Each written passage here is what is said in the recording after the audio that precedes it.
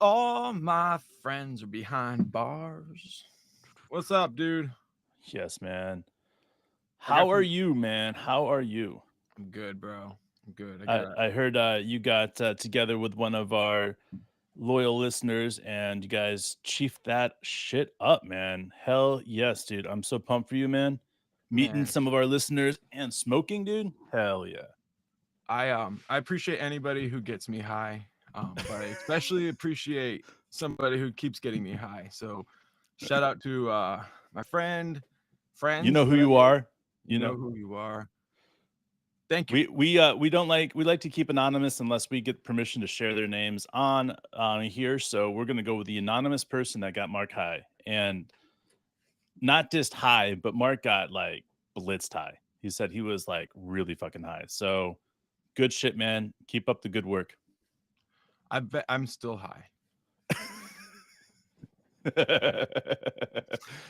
Dude, I sent you a text message, man, Let's talk about this. All right. because The it got me excited, got my juices flowing, like ESPN power rankings. power rankings. We're up. We're up to number 10. They had us ranked preseason at number 14. Mhm. After the first week of the season, they have us now at number 10. Next games are against the Pelicans tonight at 7:30 Eastern, 6:30 Central. Then we have Golden State, which, by the way, we played Golden State 3 times this month. It's an obsessive amount of times. I also want to say that January is literally the ass fucking that we're going to get. That month is truly spectacular. We have 5 double headers in January, but we'll get back to that in a second here. Um, so we have Golden State November 3rd and Atlanta November 6th. All right. So that's their next 3 games there. But the reason that we jumped up so many spots is because of a rookie that we have. This rookie is particularly shooting 62.5% from three. He is leading the league in that percentage, by the way. He is also uh, leading the league or second in the league in blocks, right, averaging 2.8, right? Getting pretty close here. And he is the first player in NBA history with at least 10 blocks and 10 threes made in the first 4 career games. That's that's fucking bonkers, bro. Like Chet's is setting up his own rules, his own what people are going to be expecting. Because I'll be honest with you, man. Every single time we talked about this team, I would say the same exact thing. Chet is going to be great, but it's going to take time for Chet to be great. But I'm seeing something in Chet right now that's making me pretty fucking excited. Like the fact is that he's doing things that nobody else has ever done. He's getting block shots. He's shooting threes at not just a small rate, but like he's shooting, I mean, over what, 3 threes a game right now? And the crazy thing about that, he's shooting 62.5%. Have we ever heard of a rookie so far, ever, that's been able to do what he's been able to do? And I say, hell no, we haven't. Hell no. Let's talk about it from outside of the Thunder, outside of Chet. Let's just talk about a player that you saw in 4 games knock down 10 threes and 10 block shots. Take away the percentage because, what if he was shooting 35%? It wouldn't matter. It would still be the first player, right? So, how would you assess this player? What I would say is, first of all, I would say modern superstar. Okay. The modern superstar is a player that can What's up, defend the Jared? What's rim. up, Moani? What's up, Jared? What's up, Moani? Stretch the court. You can defend the basket. You can guard all 5 positions. You can bring the ball up Mm. the court. You can be the trail 3-pointer. You can get into the mid post and you can work there. You can pass, so like all these Yep. things. But we're focusing on the blocks and the 3-point shots. So in the end, think of the great players that demonstrate that they can do both of those things: block shots and knock down threes. Hmm. Now, out of everybody who's been able to Are, do that, Chet's the fastest ever. And for the skill set that this team needed after a 41 win season last year, if you count the play in, right, we need block shots and 3-point shooting. And that's what they mentioned in this article, is that these were our 2 biggest needs. And one player has come and filled those things at a rate that's historic. And on top of that, it's unprecedented because you can't really say like, okay, Yeah. he's the first to do this, and then on top of that, he's shooting 62.5% from three. That's unprecedented. We just need to step back and say what we're watching is something that's historic. It's something that people will talk about in years to come. And when the next great bigs come up, they're going to post their stats next to Chet Holmgren because they want to know how do they stack up against this great. I want to take a second and take a step back and really kind of observe what's happened with our rookies this year, because the reality is that I think we're averaging with our two rookies that are playing. I think we're averaging like 70% from 3-point range between those two. Um, it's astounding to me, man. Like the way that we're able to shoot, the way that we're able to communicate, and it's not like these guys are rushing their shots. They're taking the shots that the teams are giving them. They're taking the shots that Shea is creating, or Josh Giddey's creating, or J Dub's creating. Even Dort is out there creating shots for these guys.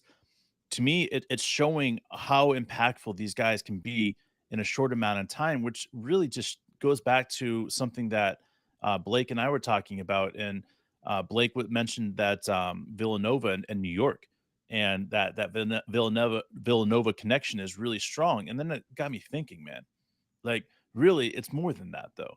You think about Mishich coming in with Poku. You're thinking about the Canadian connection with Dort and Shea, and then you're looking at the Kentucky connection with Shea and Kaysen, right? It's all connected. It's all connected. And it's the reason why these guys are able to come in and feel comfortable. Chet was a monster. Everybody knew who Chet was before. The second Chet was 16 and did that dirty move on Steph at his camp, and dunked on him. Everybody knew who Chet was. So it wasn't like this big surprise when he was coming for the Thunder. Like, we were just so pumped. Everybody wants Chet there.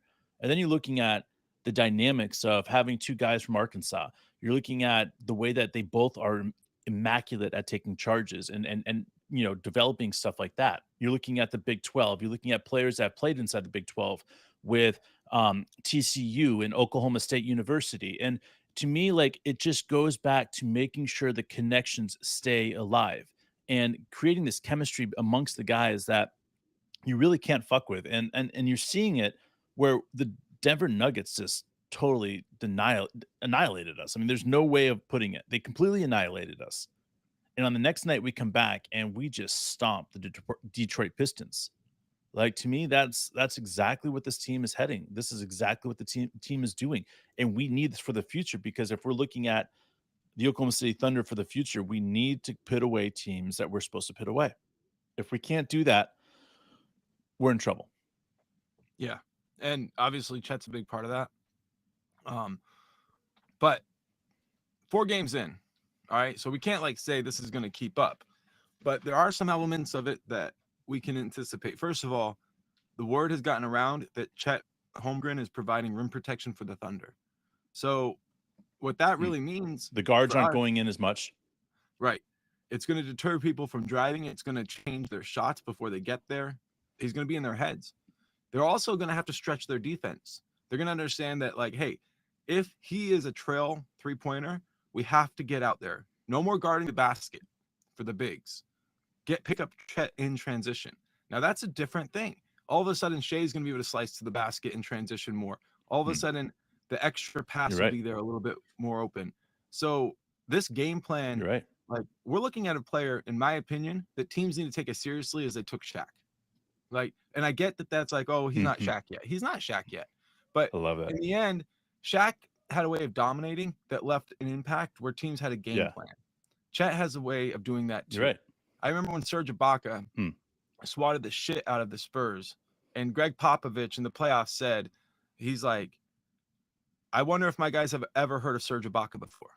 Like he was pissed because they kept going at him, and I think he got 10 blocks in a playoff game. Like, if teams don't adjust, like, Chet will crumple them. Yeah. And if they do adjust, then we're going to have an advantage, and they're going to have to really find ways to make extra passes and create where it's going to be difficult. Those lanes are going to be tighter. So, yeah, everything is looking up. We got to stay healthy. We got to keep on going. But this is what we wanted to see this point. I think that when you're looking at rookies, you're looking at guys that check all the blocks on every aspect of the floor, whether it's defense and offense, offense and defense, or sitting on the bench. I mean, it doesn't really matter. If you watch Chet, I mean, he's one of the first guys that's up cheering. He's one of the first guys that greeting the guys that come off the floor. He's one of the first guys that will help the guys up when they fall down. He is everything. Chet is the man. He checks every box. And if you're looking at the future and you're saying, well, he's averaging a little bit less than we want to see average. Well, sure, I get that. But I go back to Shea, his first year, 12 points. I go back to J Dub, his first year, 14 points. And I go back to all these other players that we've seen that have developed into superstars. And I know J Dub is calling him a superstar is a little bit early, but I'm telling you guys, in time, that will be right. And if you look at the way Chet's developing, you cannot sit here and say that Chet's not going to have a quadruple double in the next 3 or 4 years. You can't.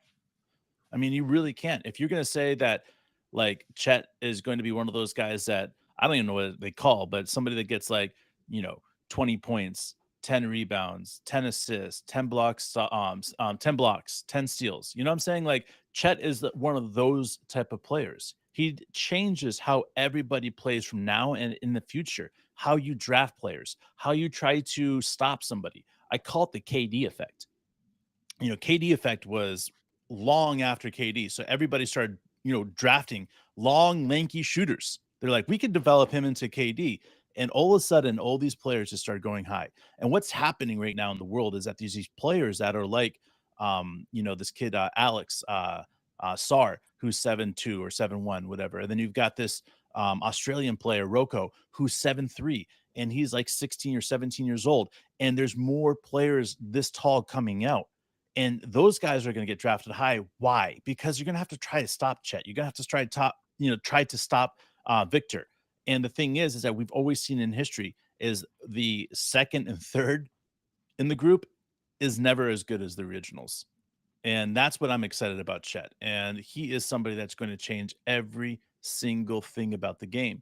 And people are saying, well, he can't shoot 50% from three. He can't shoot playing from three. Well, guess what? That's where I disagree with you, because there's so many good players on this floor at all times. You cannot guard every single one of them. Every guy is designed to penetrate to the hole, get a foot in the lane, and pass the ball out. Why is it so important getting a foot in the lane? It causes somebody to collapse. And if you recognize who that player is guarding, you know where to go with the ball every single time. And as far as our offense goes, as long as we are doing that, getting our foot in the lane and passing the ball, we are unstoppable. And every single time that we've watched this season that we've been struggling, it's because we come down the floor, we make a pass or two and, make a screen, but we don't attack the fucking hole. We settle for the shot. But if we attack the hole and we create the open shots for the three-point shooters, for Chet, for J-Dub, these are the guys that are going to lead the way and lead the NBA in three-point shooting, because efficiency is king in the NBA. Efficiency is king. You don't want players out there that are going to be like, I don't know, ants that are going to take 30 shots a game and score 25 points. And everybody's like, yeah, we got a 25 plus point player right here. Yeah, but he took 30 shots to get there. That's not going to be cool anymore.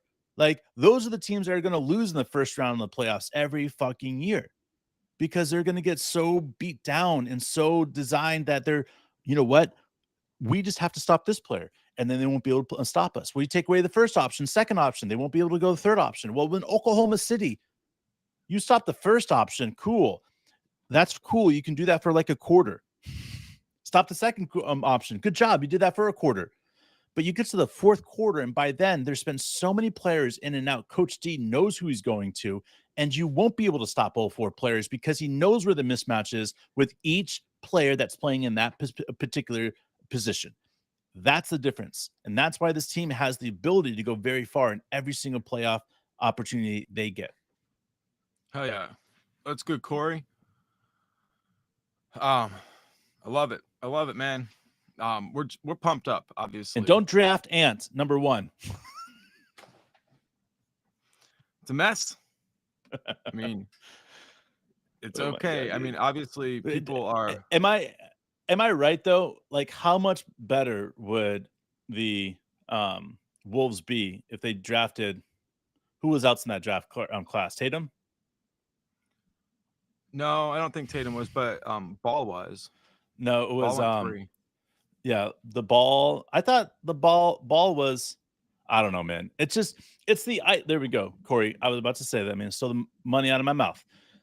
ISO basketball is old school. This is the new revolution of the game is the efficiency, is getting your foot in the lane and causing open shots for other people, knowing that your turn is going to come in exchange. Like that's what's so great about this. You see Shea get to the hole and he drives to the hole. He gets a foot in the lane. He passes the ball to J-Dub. J-Dub takes 2 dribbles to the middle and then goes to the hard into the lane. And then when he does that, Shea pops up and he's wide open for a 3 or he's wide open for a drive to the hole. It comes back around because we play on selfish basketball. There's no ISO in the game that we play. That's true. ISO That's it, is man. not what we want. We want the ball to move from side to side. We want to see players take advantage of mismatches. Everything good happens when the ball moves. So that's exactly what we're looking for. I love that the Thunder are getting some respect. Number 10 is good, but we're still hungry. Like, I think we're better So than hungry. number 10. I'm trying to pull up the power rankings right now. I can't do it. I'd like to go over all the teams that are in front of us. Oh, they just pulled up. So here we go. Let's talk about this. So we'll talk about the teams behind us first, and then we'll go in front of us. So Cavs are 13, Pelicans are 12, and Lakers are 11. We'll take that. Number 10, Thunder. Number 9, Kings. Number 8,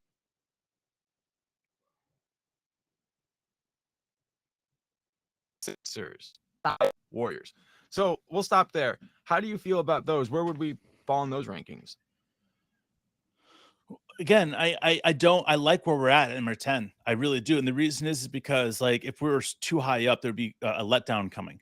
You know, now that we're sitting at number 10, we can go through that harsh stage of the season that we're coming up on and then make it through. Like I said something about January, and I'm truly scared about January. When you have 5 back-to-back games, like 10 games of your 17 games that that stretch are back to back, man. That is going to be harsh on the guys. All 10. I mean, 5 of the 17. But like it's just to me, like I look at this and I say these guys have got to keep that position at 10 because when we get past that and we get past the hard part, people are going to take this team for real because like our first real test is here in November. We've got Warriors 3 times. We've got other teams that we're playing against a few times. Like it's not going to be an easy month, but I do feel like I'd rather play the Warriors early in the season than later in the season. And I think this is a good thing for us, playing them 3 times in a short amount of time. All right. So let me just ask you right now, like, do you think we're better than the Kings? Yes. Do you think we're better than the Clippers? The Clippers are unproven so far, so yes. You think we're better than Mavs? Yes, that's a no-brainer for me. We're better than the Sixers. Yeah, another unproven team. They have what? Tyrese and Embiid. I mean, yeah, we're better than the Sixers. The Sixers are shit right now. All right. So then we have the Warriors at 5, the Suns at 4, the Bucks at 3, the Celtics at 2, and the Nuggets at 1. If I was ranking us, I would be sitting at 5. I would just be like, listen, I'm going to rank the Thunder team at 5 because I think we're better than everybody else but the top 4. I think the top 4 I would put us is at solidified in my. Yeah, I think hear the you, Warriors but at the 5. top 4. I'll let the Warriors fuck with 5. The other thing is that the Suns just lost to they just lost to the Spurs. Did you see how so that now happened? I saw that. They're 2 Did you and see 2. how that happened? Yeah, it was crazy. But Fucking at 2 weird, and dude. 2, bro, they're still ranked number 4, and we're sitting here and we're at number 10 and 3 and 1. We are the lowest ranked team. I guess the Lakers are 2 and 2, and then it goes 2 and 1 for the Pelicans. But think about this: they're at 12 and they're 2 and 1. The Cavs are at 13 and they're 1 and 3. So like looking at us at number 10, they're like giving us the beginning of what we really are, which is we're a 3 and 1 team. Now it could get messed up really fast. We could go to 500 in 2 games. Like we don't know, but this schedule. I'm saying, yeah, dude, like drop the Suns out, move the Warriors to 4, and put us at 5. I'm with you, dude. Yeah.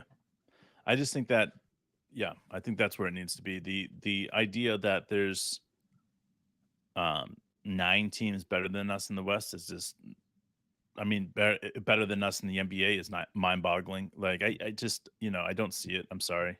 Just don't.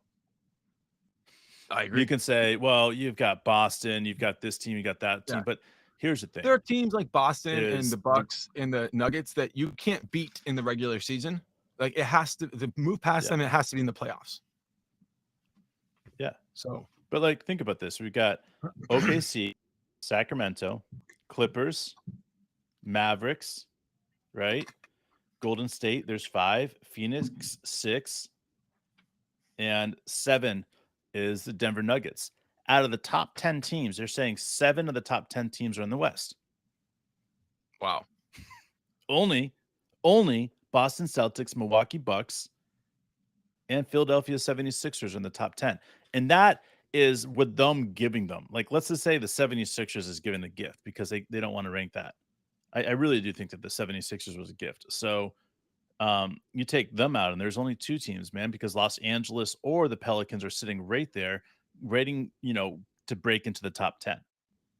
It's mind-boggling how many West teams are truly good and how people are just like, dude, the West is stacked.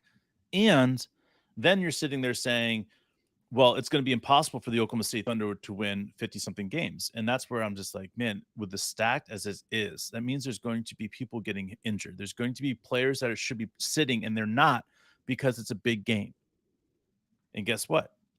Guys are going to get hurt. Kawhi is going to go down. PG is going to go down. Like these guys that aren't built for an 82-game season that you would think that would be okay, they're just not. They're getting 32, 33, 34 years old. These guys are old now. LeBron's like 38, almost 39. Like, what happens with one of these guys go down? It's inevitable. Every year we see somebody go down that's an older guy that shouldn't be playing those type of minutes. And if we're full of those guys in the West and we're full of those teams, what happens when Joker goes down? What happens when LeBron goes down? What happens when Steph goes down? Like, what happens when Kawhi or PG or Russ or Harden, they go down? Because that's what's inevitably going to happen with these guys. They're all old. They're all going to get injured. And when they get injured, how many games are they going to be out? Because that's how much ground the Thunder are going to be able to cover. Tonight, bro, we're playing the Pelicans on ESPN, it looks like. ESPN, dude. Hell yes, dude. Shout out, Milani. So, what do you expect from primetime minutes? I mean, last time we saw Giddey's, he showed up. We were, I think, ESPN or TNT, and Giddey goes out and puts up like 30 and a triple-double or something like that. Like, he put the NBA on notice, and people were buzzing about him. So, you expecting a little bit more buzz after this one? Yeah, Josh always steps up, and we saw last game him bounce back in a huge way. 10, 12 points in the fourth quarter. Truly spectacular. I do think that Josh is going to have a triple-double tonight. He hasn't had one this season. What's up, George? Definitely think that his triple-double watch is on fleek tonight, being on ESPN. Second of all, I want to throw this out here. J-Dub is bound to have a 20-point game. And all eyes are on Chet right now. And I want to say this in all due respect to Chet, is when all eyes get on you, it changes things. And I'm ready to see how Chet is going to step up to the occasion, because if he steps up and he's ready to play and he comes out and does something crazy on ESPN, which I think he can, you're going to see the whole thing switch from Victor to Chet. Fucking over, guys. See you tonight. Maybe.